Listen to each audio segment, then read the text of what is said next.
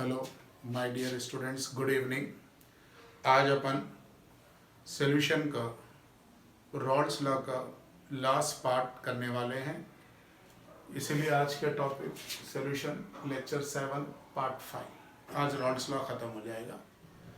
बेटा आपको याद होगा लास्ट क्लासों में अपन ने देखा था कि रॉल्स ने सॉल्यूशंस को दो टाइप में बांट दिया था, एक आइडियल था और एक नॉन आइडियल। नॉन आइडियल दो थे, एक पॉजिटिव नॉन आइडियल और एक negative non ideal. Positive deviation show करने के एग्जांपल्स भी हमने देखे थे, याद कर लिए थे। नेगेटिव को डिविएशन शो करने के एग्जांपल्स भी देखे थे और हमने याद कर लिए थे। याद है ना पूरे? यस, आ गया। अब यहां पर याद होगा मैंने एक टर्म बताया था, जैसे अगर मैं पॉजिटिव का ग्राफ डालूं तो हम एक्सपेक्ट कर रहे थे ये, मगर ग्राफ कुछ ऐसे आया था, ग्राफ ये ऐसे आया था, हम एक्सपेक्ट कर रहे थे ये, और ग्राफ ऐसे आया था। तो ये पॉइंट को यहाँ पर वेपर प्रेशर था, ये P0 A, यहाँ भी वेपर प्रेशर, ये P0 B, ये x A equals to 1, x B equals to 0, x A equals to 0, x B equals to 1, यहाँ था मोल फ्रैक्शन। यहाँ पर हमने एक टर्म यूज किया था एजियोट्रोप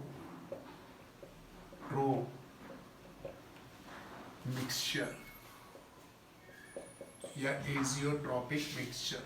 इस मिक्सचर को हम एजियोट्रोप कहते हैं या एजियोट्रोपिक मिक्सचर भी कहते हैं, एजियोट्रोपिक मिक्सचर। अब सबसे पहले मुझे ये मालूम होना है कि व्हाट इज एजियोट्रोपिक मिक्सचर। आप एजियोट्रोपिक मिक्सचर आप किसके कहोगे, या एजियोट्रोपिक कॉम्पोजिशन किसे कहोगे, या एजियोट्रोपिक मिक्सचर्स किसे कहोगे?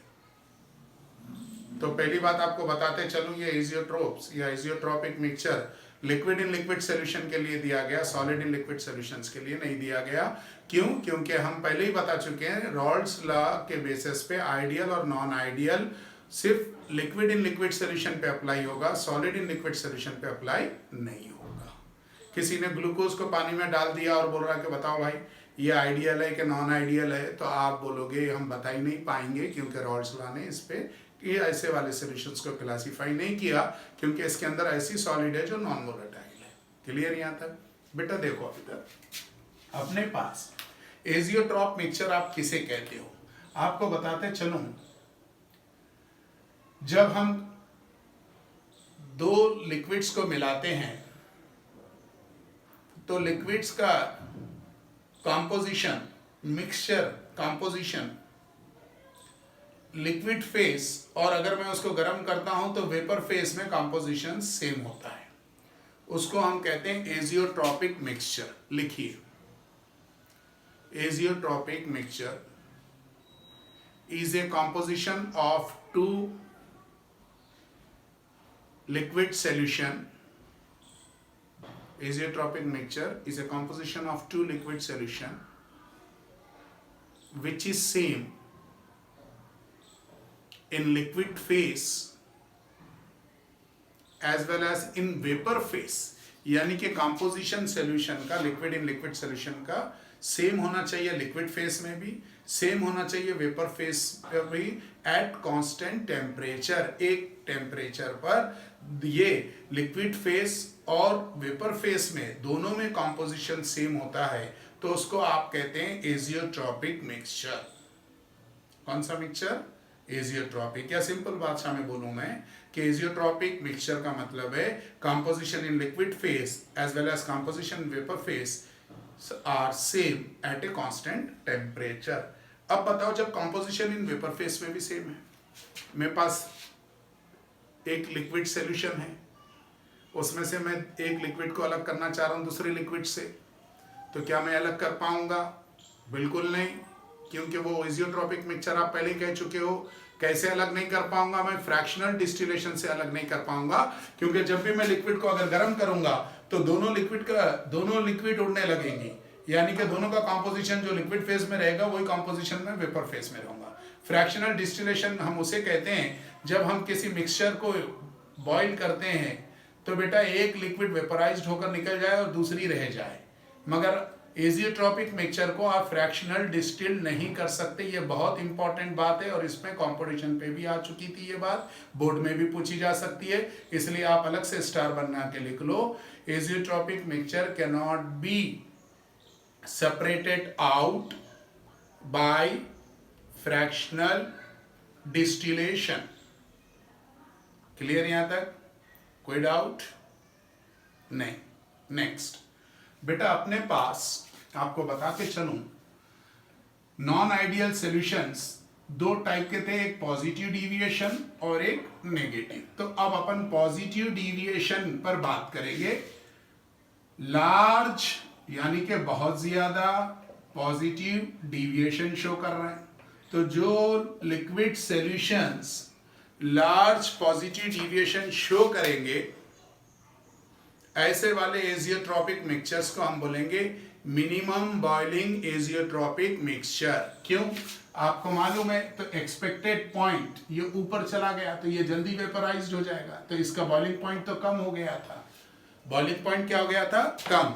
तो लिखो स्टार बना के, positive deviation non ideal solution. Positive deviation non-ideal solution shows minimum boiling point azeotropic mixture, shows minimum boiling point azeotropic mixture। अब बेटा अपने को अपने सिलेबस में जो एग्जाम्पल्स दिए उनको तो अच्छे से देखना है, तो अपने सिलेबस में एग्जाम्पल में इन्होंने पॉजिटिव डिविएशन शो करने वाले मिनिमम बॉइलिंग एजियोट्रॉपिक मिक्सचर के अंदर एग्जाम्पल दिया है इथाइल अल्कोहल, ये तो अपन देख ही चुके, ये पॉजिटिव डिविएशन में आता है, इथाइल अल्कोहल एंड वाटर। अब बेटा आपको मैं बताते चलूं, अल्कोहल यानी शराब, इथाइल अल्कोहल या शराब हम बनाते हैं ज्यादातर इंडिया में मोलाइसेस से। मोलाइसेस के अंदर सुक्रोज होता है, सुक्रोज गन्ने का रस एक डाइसैकराइड है, डाइसैकराइड जिसके अंदर दो यूनिट्स प्रेजेंट है, एक यूनिट का नाम ग्लूकोज और दूसरी यूनिट का नाम fructose. Preparation of ethyl alcohol detail में भी पढ़ना है अपन, जब ऑर्गेनिक पढ़ेंगे और इथाइल अल्कोहल तब पढ़ेंगे। अभी आपको मैं मिनिमम बॉइलिंग एजियोट्रॉपिक मिक्सचर में इथाइल अल्कोहल 95% डायरेक्ट नहीं बता रहा हूँ, पहले ये बता रहा हूँ उसमें कई जगह कुछ नाम है और कुछ परसेंट्स हैं, तो उसको मैं आपको क्लियर करते चल रहा हूँ। तो बेटा मोलाइसिस में हम माइक्रो ऑर्गेनिज्म ईस्ट को डालते हैं, मोलाइसिस के अंदर माइक्रो ऑर्गेनिज्म ईस्ट को डाले तो इसके अंदर से दो एंजाइम्स हमारे काम के निकलेंगे, एक इन्वर्टेस और दूसरा जाइमेस, एक इन्वर्टेस और दूसरा जाइमेस, और ये दोनों मिलके बनाते हैं इथाइल अल्कोहल। पहले 15 to 20% रहता है, इसको आप बोलोगे वॉश। फिर यहां डिस्ट्रक्टिव डिस्टिलेशन करेंगे, डिस्ट्रक्टिव डिस्टिलेशन, तो आपको करीब 94.6%, इसको हम कहते हैं रेक्टिफाइड स्प्रिट, जो नियरली 95% बाई वॉल्यूम माना गया, और 95% वॉल्यूम एजियोट्रॉपिक मिक्सचर कहा गया, यानी 95% इथाइल अल्कोहल है, 5% वाटर है, तो ये एजियोट्रॉप है। अब ये 95% इथाइल अल्कोहल है, मुझे अगर 100% चाहिए तो कम से कम मैं इसको डिस्ट्रक्टिव डिस्टिलेशन नहीं करूंगा। क्या नहीं करूंगा मैं इसको? Destructive distillation. फिर सर आप 100% में कैसे कन्वर्ट करेंगे? हम यहाँ पे डिहाइड्रेटिंग एजेंट मिला देंगे, डिहाइड्रेटिंग एजेंट यूज करेंगे, कैल्शियम ऑक्साइड, तो यहां पर मुझे 100% प्योर अल्कोहल मिलेगा, इथाइल अल्कोहल, और इसको इन लोगों ने नाम दिया एब्सोल्यूट अल्कोहल। कौन सा अल्कोहल? एब्सोल्यूट, देखो कितने सारे टर्म्स अपने को देखने को मिल गए, जबकि अपने को उन्होंने सिर्फ एक 95% किताब में लिखा है।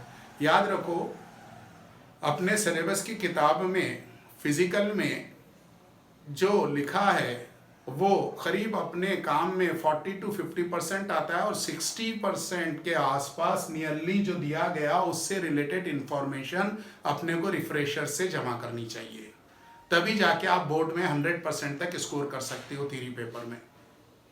समझ में आ रही है बात? इसीलिए आप, क्योंकि जो एनसीईआरटी बुक अपने को दी गई है वो बहुत छोटी सी है, तो उन लोगों ने बहुत कंपेल करके बहुत शॉर्ट में लिखा, और उनको मालूम है कि जो टीचर्स ये सब्जेक्ट पढ़ा रहे होंगे उनको आइडिया है कि अगर हमने रेक्टिफाइड स्प्रिट कह दिया है या हमने azeotropic mixture of ethanol 95% by volume कह दिया है, तो टीचर खुद बच्चों को बता देगा कि वॉश क्या होता है, एब्सोल्यूट अल्कोहल क्या होता है, और यहाँ पर मोलाइसिस से इथाइल अल्कोहल बनाया जा रहा ईस्ट को यूज करके।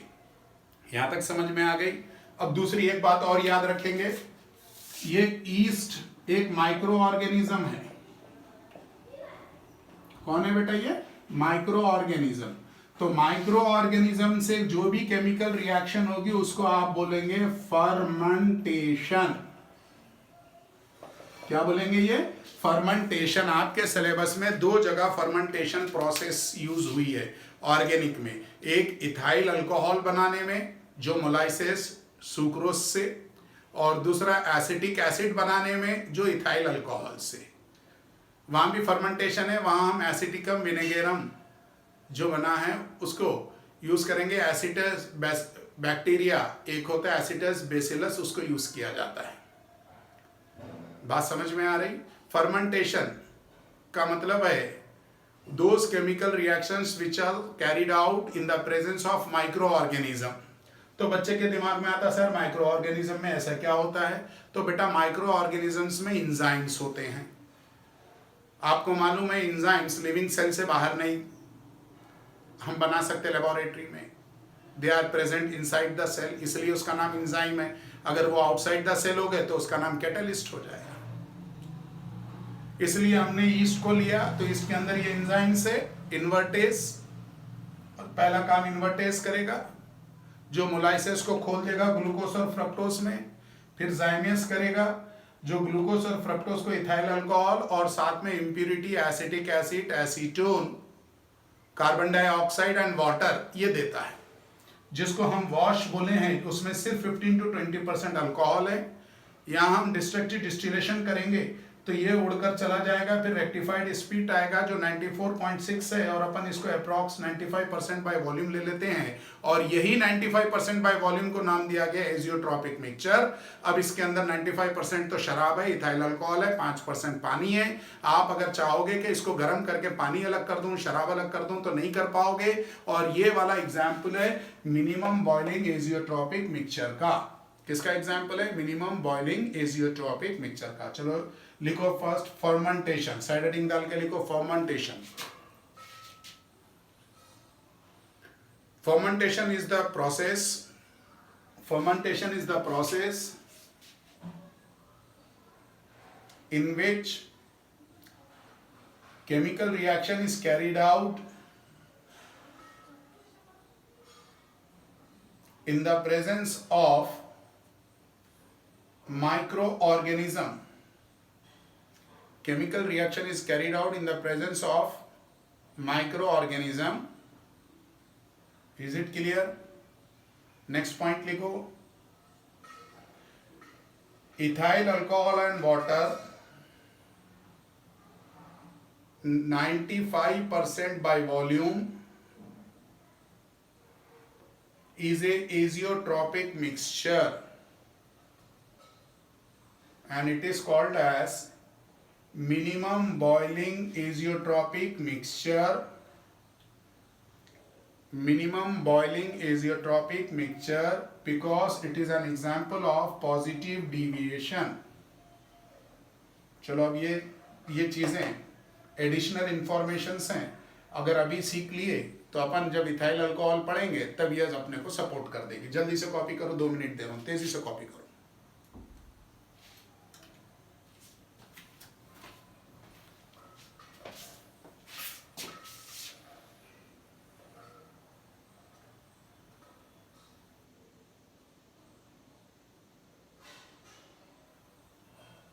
वो नेक्स्ट, अभी यहाँ पे जगह है अपन ये यूज कर लेते हैं। नेक्स्ट अपन देख रहे हैं, मेरे पास एक और ग्राफ आपने याद होगा, आइडियल सॉल्यूशन और नॉन आइडियल सॉल्यूशन दो थे। तो नॉन आइडियल सॉल्यूशन में mole fraction X A equals to 1, X B equals to 0, X A equals to 0, X B equals to 1। हम सल्यूट को ऐसे एक्सपेक्ट कर रहे थे, सॉल्वेंट को हम ऐसे एक्सपेक्ट कर रहे थे, मगर नेगेटिव था तो ग्राफ नीचे से चला था, ये ऐसे एक्सपेक्ट कर रहे थे। तो देखो ये पॉइंट नीचे आ गया, ये आपका एजियोट्रोपिक है, मगर ये मिनिमम बॉइलिंग नहीं हो सकता क्योंकि ये नेगेटिव डिविएशन है। ये पी नॉट बी है और ये पी नॉट ए, ये मिनिमम नहीं हो सकता। पॉजिटिव वाला मिनिमम था क्योंकि वो जल्दी वेपराइज्ड हो रहा था, इसको वेपराइज होने के लिए मुझे ज्यादा टेम्परेचर देना पड़ेगा, इसलिए इसको हम बोलेंगे मैक्सिमम। कौन सा है बेटा ये? Maximum boiling azeotropic mixture. कौन सा बोलेंगे? Maximum boiling azeotropic mixture. इसका एग्जाम्पल HNO3 प्लस वाटर। आपको मालूम है एसिड में जब भी पानी मिलाते हैं तो हीट बाहर निकलती है तो वॉल्यूम कम होता है, delta H negative, delta V negative, तो नेगेटिव डिविएशन का एग्जाम्पल HNO3 68% एंड वाटर 32%। अगर तुमने HNO3 में पानी को 32% 68% बाय वॉल्यूम HNO3 लिया और वाटर 32% लिया और दोनों को मिक्स कर दिया, तो अब हम कितनी भी कोशिश कर लो उसको हीट करके वाटर और HNO3 को सेपरेट नहीं कर पाएंगे। क्यों? आपको मालूम है कि ये एजियोट्रोपिक मिक्सचर बना चुके हैं। क्या बना चुके हैं? ये एजियोट्रोपिक मिक्सचर। और आपको अच्छे से क्लियर है, एजियोट्रोपिक मिक्सचर का मतलब ही ये होता है कि जिसको हम सेपरेट नहीं कर सकते फ्रैक्शनल डिस्टिलेशन से, क्योंकि दोनों लिक्विड एक कांस्टेंट टेम्परेचर पे बॉईल होती है, इसलिए ये पॉइंट जॉइंट है। क्लियर हो गया? कॉपी कर ले बेटा ये जल्दी से। वो मैक्सिमम बॉइलिंग पॉइंट एजियोट्रोपिक मिक्सचर, जो नेगेटिव डिविएशन होगा वो मैक्सिमम बॉइलिंग एजियोट्रोप होगा और जो पॉजिटिव डिविएशन होगा वो मिनिमम। याद रखो, अगर ग्राफ ऊपर की तरफ जा रहा है तो कम बॉइलिंग पॉइंट पे उड़ जाएगा, तो बॉइलिंग पॉइंट कम देना पड़ा मिनिमम, और ग्राफ नीचे की तरफ गया है लीनियर लाइन, तो आप जब यहाँ पर ज्यादा टेम्परेचर देंगे तब वेपराइज्ड होगा। बार बार ये चीज आपको बोली जा रही है, आराम से सीखो, ऐसे सीखो कि जितनी देर मेरा लेक्चर देखे उतनी देर ही सीख लेना है, ताकि घर बैठकर आपको क्वेश्चंस भी, अभी ये यूनिट खत्म होगा तो फिर आपको कुछ पेपर्स जो से भेजे जाएंगे, उनको सॉल्व करके उसके आंसर होमवर्क मुझे वीडियो भेजना है। क्लियर? यहाँ तक अच्छे से बात समझ में आ गई? यानी कि रॉल्स लॉ से रिलेटेड अपन ने क्या क्या देख लिया कि रॉल्स लॉ क्या होता वो देखा, फिर उसका हमने एक मैथमेटिकल डेरिवेशन सीखा, फिर हमने ग्राफ देखा, फिर हमने classification on the basis of Rawls law in liquid solution देखा, फिर उसके बाद हमने पॉजिटिव और नेगेटिव के एग्जाम्पल्स और उसके 7 कैरेक्टर्स देखे, 7 पॉइंट्स सीखे, फिर उसके बाद हमने एजियोट्रोपिक मिक्सचर पे बात करी। एजियोट्रोप का मतलब आज के बाद अच्छे से दिमाग में बैठ गया, which can not B separate out by fractional distillation. जब भी एजियोट्रोप बोलो तो दिमाग की लाइन में ये पूरी स्टेटमेंट कंप्लीट करो। एजियोट्रोप बोले जोर से, दिमाग के अंदर चला, can not be separated out by fractional distillation. अगर मिनिमम बोले तो कोई भी पॉजिटिव का एग्जाम्पल टिक कर दो, मैक्सिमम पूछे तो कोई भी नेगेटिव का, क्योंकि कंपटीशन में यही पूछते हैं कि which of the following pair is an example of minimum boiling azeotropic mixture, तो पॉजिटिव का कोई भी टिक कर दियो। Is it clear? Minimum boiling azeotropic mixture, all the examples which are studied or come under the positive deviation from Raoult's law of non-ideal solutions, they are considered to be as minimum boiling azeotrope mixture, और इसका opposite positive. यहाँ तक अच्छे से clear? चलिए एक numerical है, उस न्यूमेरिकल को लिखो।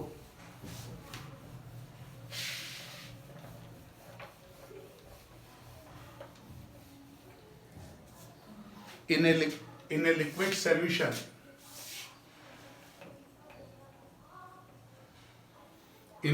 solution, लिखिए, in a liquid solution A and B,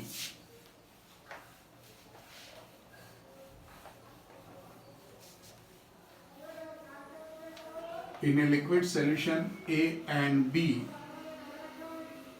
bracket में लिखो both are volatile, as a vapor pressure A का as a vapor pressure P naught A is 450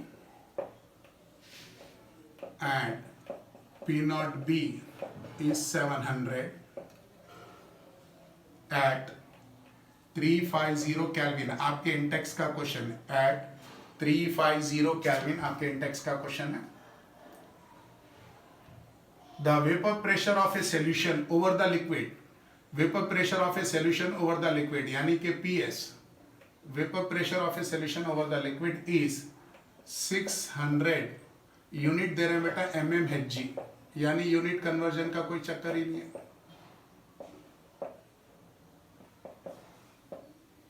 Calculate the composition of A and B, composition of A and B यानी A का mole fraction और B का mole fraction पूछ रहे हैं, A और B का मोल फ्रैक्शन पूछ रहे हैं। Calculate the composition of A and B। Clear हो गया? क्वेश्चन समझ में आ गया होगा कि हमने दो वोलेटाइल लिक्विड्स को मिलाया 350 केल्विन पर, दोनों वेपराइज्ड हो रहे। जब हमने प्योर स्टेट में देखा तो ए का वेपर प्रेशर था 450, बी का वेपर प्रेशर था 700 mmHg, और जब दोनों वेपर्स ऊपर गए तो टोटल देख रहे हैं हम पीएस सॉल्यूशन का तो 600 mmHg। हमसे पूछा जा रहा है कि मोल फ्रैक्शन बताओ, वेपर फेस में नहीं बोल रहे हैं, सिर्फ मोल फ्रैक्शन बोल रहे हैं, यानी x से x भी निकालना है। तो आपके पास फार्मूला है PS of solution equals to P bar A plus P bar B, याद होगा। और P बार A भी आपको मालूम है XA P नॉट A, और P bar B XB and P not B XB and P not B। और हमें यह भी मालूम है कि XA बराबर होता है, XB ले रहे हैं, XB बराबर होता है 1 माइनस XA। तो अपन ने PS इक्वल्स टू यहाँ लिखा XA P not A plus P not B 1 minus XA। PS कितना दिया हुआ है भाई 600, XA हमें मालूम करना है, P नॉट A कितना है 450 mmHg, P नॉट B कितना है 700, ये 1 माइनस XA। अब मैंने यहाँ देखा तो ये 600 आ गया, ये 450 XA आ गया, प्लस 700 माइनस 700 XA। उम्मीद है इसके बाद तो आपसे सॉल्व हो जाएगा। कैसे? 450 700 में से चला गया तो कितना बचा, देखो 250, ये 700, ये 450, ये 0, 10 में से 5 गया 5, 6 में से 4 गया 2। तो यहाँ पर ने लिखा 600 equals to 250 minus 250 XA plus 700, इधर ले आओ तो minus 700 plus 600 equals to minus 250 XA। तो ये बचा minus 100 equals to minus 250 XA। Minus minus cancel, 100 divided by 250 equals to XA। अब तो कर लोगे, पॉइंट लगा दिए, एक 0 आ गया, 25 1 टाइम, 25 4 टाइम, तो XA इक्वल्स टू 0.4 आ गया। पहले फार्मूला लिख चुके अपन एक्स बी बराबर होता है 1 माइनस एक्स ए, तो 1 माइनस 0.4 यानी X B equals to 0.6। Unit नहीं रहेगी क्योंकि ये फ्रैक्शन है। क्लियर? कॉपी कर लीजिए। ये था बेटा सॉल्यूशन लेक्चर 7 पार्ट 5। कॉपी करो पूरा।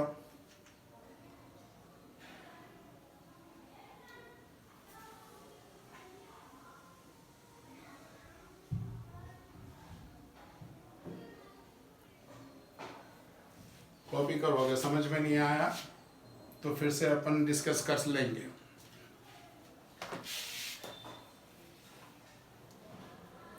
एक बार मैं न्यूमेरिकल आपको फिर से बताते चल रहा हूँ। मुझे उन्होंने दो लिक्विड मिलाई, दोनों लिक्विड को 350 केल्विन पर गर्म करने पर दोनों वेपराइज्ड हुई और टोटल सॉल्यूशन दिया। सॉल्यूशन का 600 mmHg। यूनिट कन्वर्जन कुछ भी नहीं है यहाँ पर, कोई टेंशन नहीं लो यूनिट्स का। कह रहे कि जो प्योर लिक्विड ए है, प्योर स्टेट में उसका वेपर प्रेशर 450 है, और जो लिक्विड बी है प्योर स्टेट में उसका वेपर प्रेशर 700 mmHg है। कितना Hg है? 700 mmHg है। यहाँ तक अच्छे से क्लियर हो गया। तो मुझे मालूम है कि वेपर प्रेशर ऑफ सॉल्यूशन होता है, ये पहले ही सीख चुके हैं, partial pressure of A plus partial pressure of B. Clear हो गया यहाँ तक? क्या होता है ये? Partial pressure of A plus partial pressure of B. तो बेटा पार्शियल प्रेशर किसके बराबर होता है? पार्शियल प्रेशर ऑफ ए की अगर मैं बात करूं तो पार्शियल प्रेशर ऑफ ए बराबर होता है X A P not A, और पार्शियल प्रेशर बी बराबर होता है X B P not B. Clear? तो पी एस बराबर होता है, हमने P partial pressure of A की वैल्यू पुट कर दी, पार्शियल प्रेशर ऑफ बी की वैल्यू पुट कर दी, और एक्स बी की जगह हमने ये पार्ट पुट कर दिया। उसके बाद हमने डेटास इनपुट किया। क्या इनपुट किए? डेटास। और उसके बाद बड़ा सिंपल सा मैथमेटिकल कैलकुलेशन है, आसानी से आपसे बन जाएगा। यहाँ तक अच्छे से क्लियर है? कोई डाउट नहीं? ओके, थैंक यू बेटा।